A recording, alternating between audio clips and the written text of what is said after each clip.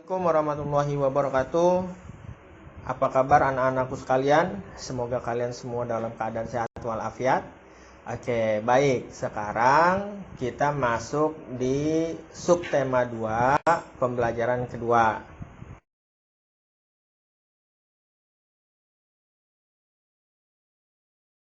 Apa itu pembelajaran kedua? Ya, baik. Sekarang kita lihat ya di layar kamu sudah ada 3 buah gambar nih. Ya, gambar pertama yaitu tampak anak-anak yang sedang bermain tali bersama dengan riang gembira. Yang kedua, gambar kedua kamu perhatikan ya, dia sedang berada di taman bermain ya. Ada yang sedang bermain bola, ada yang sedang bermain trampolin, ada yang sedang bermain hula hoop, ya, ada yang sedang melempar bola. Nah, mereka bermain dengan riang dan gembira. Baik, yang ketiga, coba perhatikan.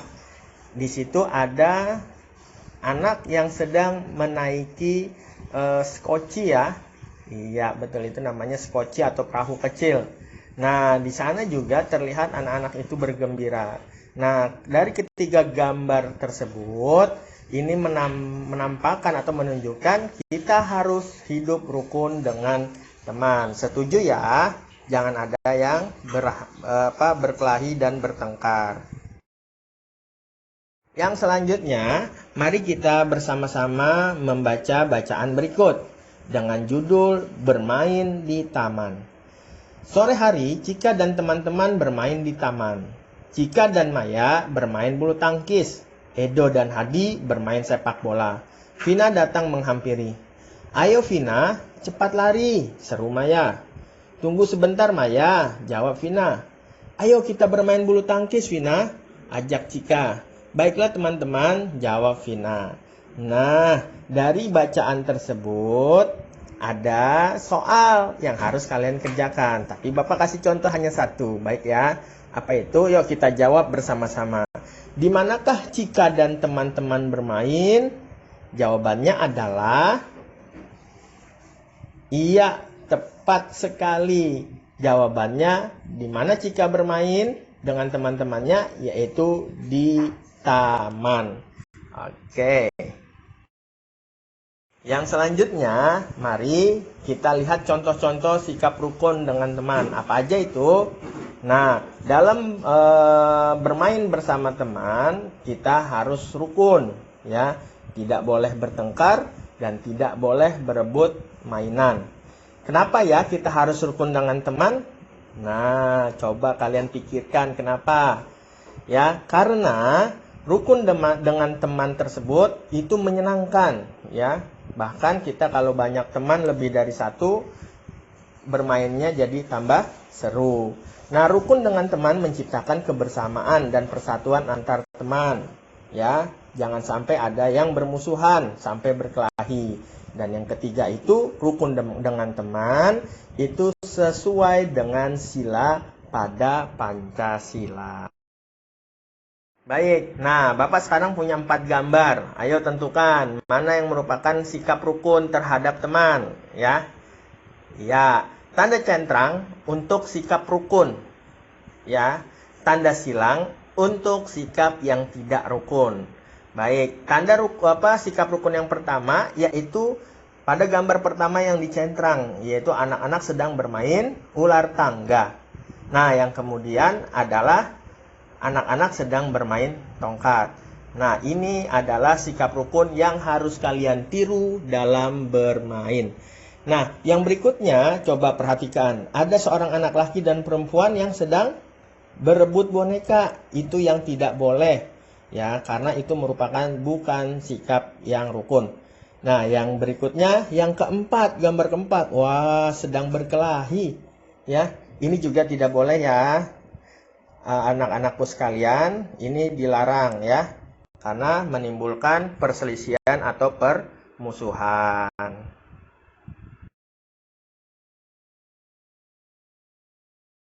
Nah, hore, sekarang kita sudah masuk ke pembelajaran 3. Oke, sekarang ada teks yang harus kita baca bersama-sama. Yuk, kita baca yuk. Dengan judul Saling Membantu. Reva dan teman-teman mengerjakan tugas di rumah Reva. Mereka membuat gambar pada kertas origami. Gary dan Hadi menggambar layang-layang. Hadi terlihat kesulitan membuat layang-layang. Gary, tolong ajari aku, pinta Hadi. Gary segera membantu Hadi. Tidak lama mereka selesai. Reva, maaf, rumahmu jadi kotor, kata Mira. Tidak apa-apa teman-teman, jawab Reva. Mira, Gary, dan Hadi pamit kepada Reva. Nah, dari teks di atas, ya, coba kalian pahami dan jawab soal-soal yang ada di buku paket kalian. Sebagai contoh, soalnya 1. Di mana mereka mengerjakan tugas? Coba jawab. Iya, betul sekali. Di mana mereka mengerjakan tugas? Yaitu di rumah Reva. Yang selanjutnya silakan isi soal-soal yang ada di buku kalian.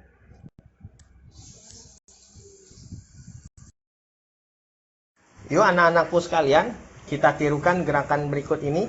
Ya, jika menirukan gerakan bunga mekar, berdiri dengan satu lutut seperti yang ada di gambar, kedua tangan ke atas, bangkit berdiri perlahan-lahan, tangan tetap diangkat ke atas. Nah, kalau kalian bingung, lihat contohnya. Oke? Nah, baik anak-anakku sekalian, sekarang mari kita mencoba membandingkan dua bilangan. Baik, di sini ada dua bilangan. Yang pertama yaitu 312. Yang kedua adalah 321. Nah, kira-kira mana ya antara dua bilangan tersebut yang paling besar dan mana antara bilangan tersebut yang paling kecil? Yuk kita lihat bersama-sama. Perhatikan angka 3 yang ada di depan. Nah, 3 yang ada di depan itu merupakan ratusan. Ya, kalau kalian perhatikan 3 yang ada di depan itu sama. Dua-duanya 3. Ya, bilangan pertama 3, bilangan kedua juga 3. Nah, berarti nilainya sama, yaitu 300 juga. Nah, bilangan yang kedua yaitu puluhan. Coba kalian perhatikan puluhannya. Yang bilangan sebelah kiri itu puluhannya 1. Bilangan sebelah kanan puluhannya 2. Artinya yang sebelah kiri itu 1 puluhan. Sedangkan yang sebelah kanan yaitu 2 puluhan. Dengan begitu kita sudah dapat membandingkan mana yang besar, mana yang kecil. Iya, betul sekali. Ternyata kalau kita lihat 312 itu lebih kecil daripada 321. Nah, baik. Sekarang kita masih berlanjut di pembelajaran keempat. Nah, apa itu pembelajaran keempat? Nah, sekarang ini yang paling penting ketika kalian semua melakukan kesalahan terhadap teman kalian. Apa ya itu yang harus kalian lakukan? Iya, betul sekali. Kalau salah, yuk minta maaf. Jangan sungkan-sungkan dalam minta maaf ya. Karena kalau kalian salah meminta maaf, itu adalah merupakan kebaikan. Nah, bagaimana sih contoh kalimat permohonan maaf itu? Yuk kita belajar yuk bagaimana caranya meminta maaf. Baik, yang pertama. Aku minta maaf tidak datang ke acara ulang tahunmu.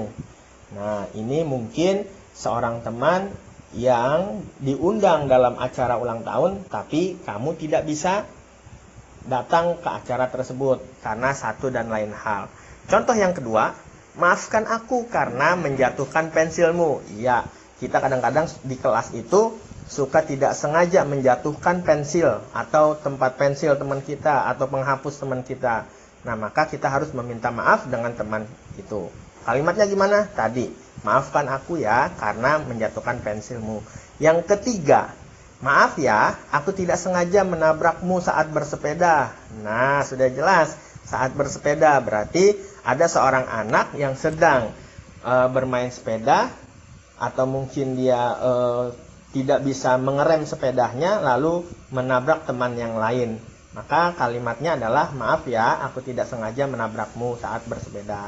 Yang keempat, maafkan aku karena menumpahkan air minummu. Nah, ini dia. Kadang-kadang kita suka bercanda di dalam kelas tanpa tersengaja kita menjatuhkan air teman kita atau air minum teman kita. Maka kalimat permintaan maafnya adalah, maafkan aku karena menumpahkan airmu.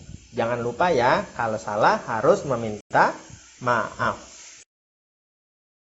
Nah, ayo kali ini kita menari bersama-sama ya.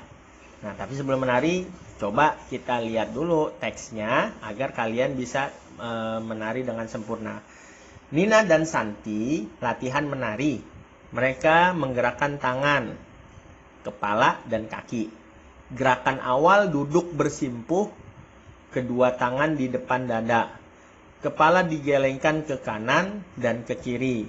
Nina dan Santi menari dengan kompak. Nah, coba kalian lakukan ya di rumah apa yang dilakukan oleh Nina dan Santi. Bisa ya? Baik.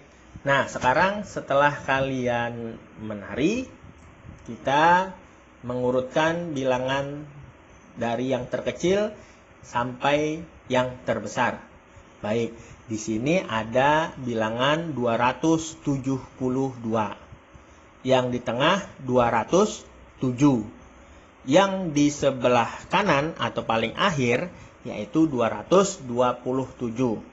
Nah, sekarang tugas kalian urutkan bilangan di atas dari yang terkecil. Ya, lihat caranya. Caranya ya, bandingkan angka ratusan pada bilangan di atas. Lihat, angka ratusannya dulu. Yang mana angka ratusan? Yaitu yang di sebelah kiri.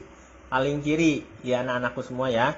Sebelah kiri. Oh, ternyata sebelah kiri itu 2 semua. Berarti angkanya sama. Ya. Kemudian bandingkan angka puluhannya. Nah, lihat yang gambar sebelah kiri, paling kiri, angka puluhannya itu adalah 70. Angka yang di tengah yaitu 0. Angka yang di sebelah kanan itu adalah 2. Nah, sekarang berarti cara membandingkannya adalah urutan dari yang terkecil. Dimulai dari angka 0, ya, tengah-tengahnya 0, kemudian 2, kemudian 7. Atau kalau disambung kalimatnya 207, setelah itu 227, setelah itu baru 271. Begitu ya anak-anakku semua cara membandingkannya. Baik anak-anakku, sekarang kita sudah masuk di pembelajaran kelima. Ya, coba lihat gambarnya dulu. Nah, gambar pertama, lihat. Ada seorang anak yang membantu membawakan minum, membawakan makan kepada orang tuanya masing-masing.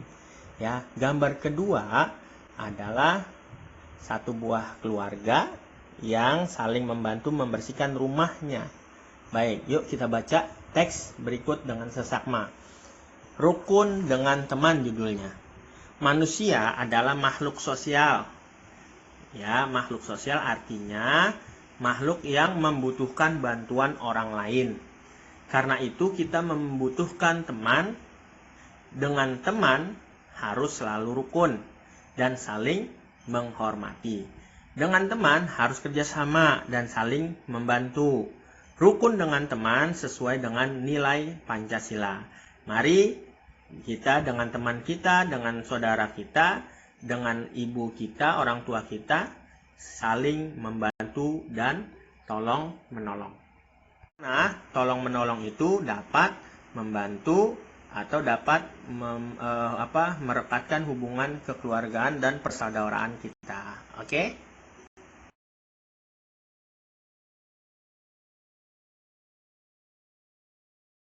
Baik anak-anakku sekalian, kita sudah masuk di pembelajaran ke-6 ya, pembelajaran terakhir ya di subtema 2. Nah, waktu pas pembelajaran pertama, Bapak sudah mengenalkan kalian bagaimana ciri-ciri dari kalimat ajakan. Nah, di sini ada percakapan antara Gani dan Faiz. Yuk kita baca bersama-sama.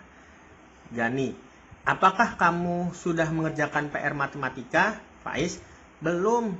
Bukannya masih lama dikumpulkan? Gani, ya, tapi soalnya banyak, ada 20 nomor. Bagaimana kalau kita kerjakan bersama? Faiz, wah ide bagus Gan, ayo kita kerjakan. Gani, kita kerjakan di rumahku yuk. Faiz, maaf Gan, aku tidak bisa, aku harus menjaga rumah. Gani, baiklah kalau begitu kita kerjakan di rumahmu saja. Baiklah Gan. Nah, di sini siapa coba yang mengajak? Kalau kita lihat, yang mengajak pertama kali untuk mengerjakan tugas bersama-sama yaitu Gani, ya. Bagaimana kalau kita kerjakan bersama-sama? Nah, itu juga merupakan kalimat pertanyaan sekaligus mengajak. Kemudian Gani kembali mengajak, yaitu kita kerjakan di rumahku yuk. Nah, itu juga kalimat ajakan Gani kepada Faiz. Dan akhirnya mereka mengerjakan pekerjaan rumah di rumahnya Gani bersama-sama. Baik anak-anakku sekalian, kita sudah masuk di pembelajaran ke-6 ya, pembelajaran terakhir ya di subtema 2. Nah, waktu pas pembelajaran pertama, Bapak sudah mengenalkan kalian bagaimana ciri-ciri dari kalimat ajakan. Nah, di sini ada percakapan antara Gani dan Faiz. Yuk kita baca bersama-sama.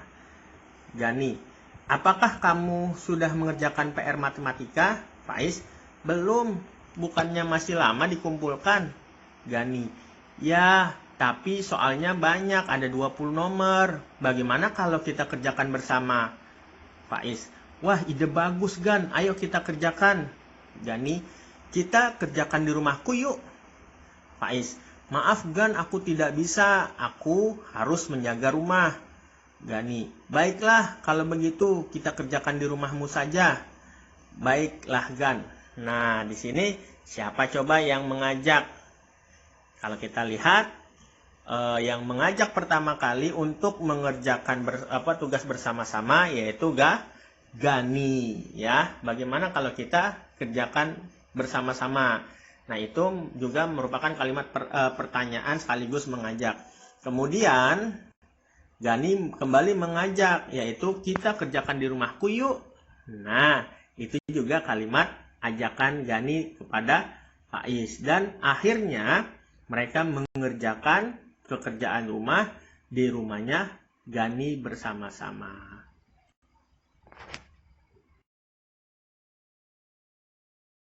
Baik, pada slide terakhir ini yaitu kalian harus memahami bilangan sebelum, sesudah, dan di antara. Baik, di sini ada bilangan 230, 231, 232, 233. Pertanyaannya, bilangan sebelum 231 adalah, iya, jawabannya 230. Nah, sedangkan bilangan sesudah 232 adalah 233. Nah, kalau ditanya antara, bilangan di antara 230 dan 233 adalah bilangan 231 dan 232. Gitu ya. Bisa ya. Oke anak-anakku semuanya, sampai di sini pembelajaran kali ini. Next kita lanjut ke subtema ketiga. Oke, selamat istirahat dan selamat mengerjakan tugasnya dengan baik dan benar. Jangan lupa ya, tetap rajin dan tetap semangat. Bismillah, insya Allah kita bisa. Oke.